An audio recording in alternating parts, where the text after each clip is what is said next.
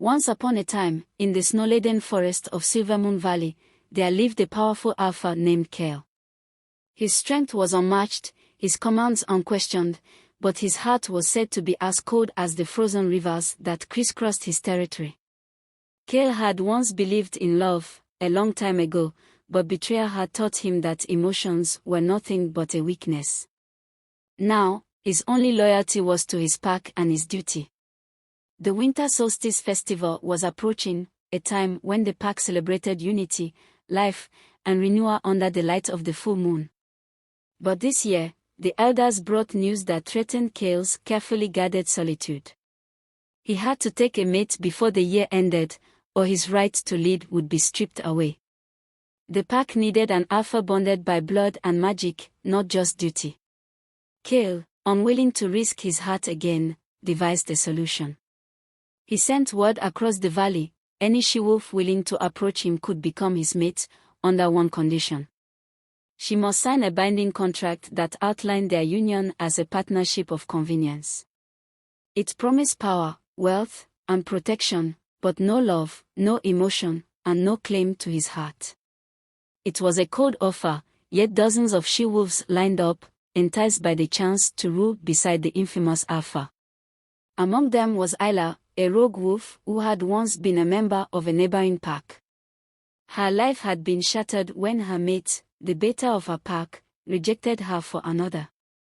Isla's heart bore the scars of betrayal, and she had learned to survive on her own, hunting in the shadows of Kale's lands and staying hidden from his patrols.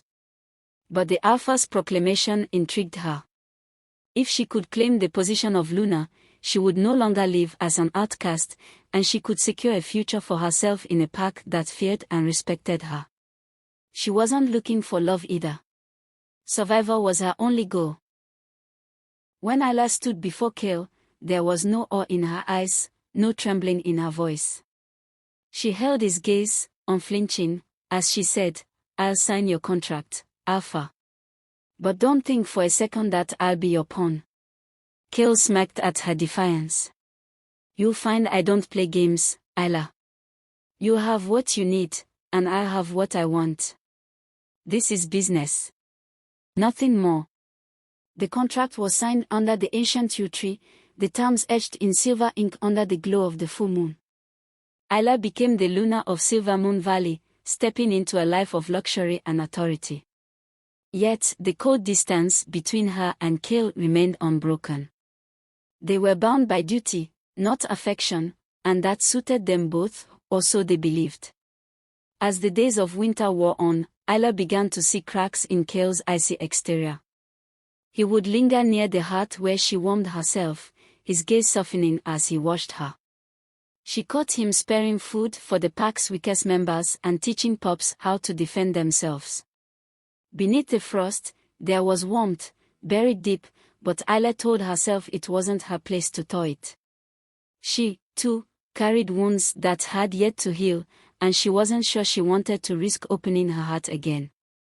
One night, as the pack celebrated the solstice festival, an unexpected danger struck. A rival pack, envious of Kale's power, launched an attack, catching the Silvermoon wolves off guard. Isla, bound by the contract yet driven by instincts she could not deny, fought fiercely alongside Kale, her claws flashing and her growls echoing through the snowy night.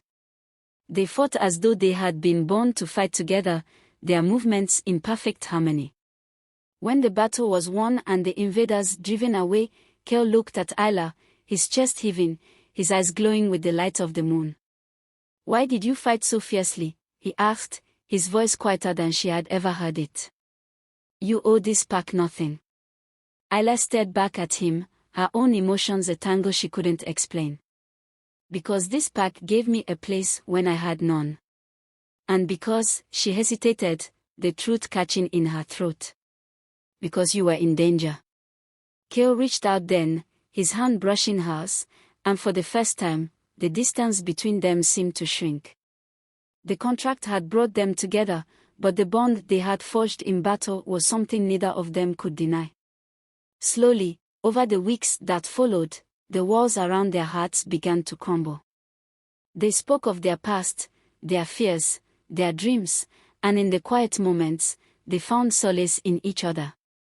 By the time spring thawed the snows of Silvermoon Valley, Kale and Isla stood together under the yew tree once more. This time, there was no contract, no silver ink, only a promise made in the warmth of their entwined hands.